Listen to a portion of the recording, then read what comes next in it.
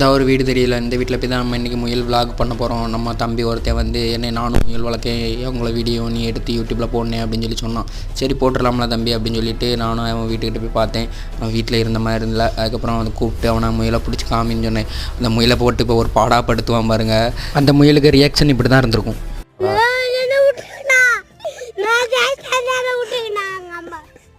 அந்த முயலை ஒரு வழியாக எப்படியோ பிடிச்சிட்டான். ஆனால் ஒத்தையில் பிடிக்கனால அப்படி தான் இருக்கும். இந்த வீடியோ பிடிச்சிருந்தா ஒரு சப்ஸ்கிரைபு, ஒரு ஃபாலோ, இன்ஸ்டாவில் ஒரு ஃபாலோ கொடுத்துருங்க. நீங்கள் நல்லா சப்போர்ட் பண்ணிங்க. இதேமாதிரி தொடர்ந்து சப்போர்ட்லாம் கொடுத்துட்ருங்க. நான் நிறைய வீடியோ எடுத்து போடுவேன். நம்மளும் அடுத்த முயல் வாங்கலாமான்னு சொல்லிட்டு கமெண்ட் பண்ணுங்கள். சரி முயலை கையில் கொடுறா அப்படின்னு சொல்லிட்டு பார்ப்போம்னு சொல்லிட்டு பார்த்தேன். எடுத்த என்ன விட்றாதானே அப்படின்னு சொல்லி சொன்னான்.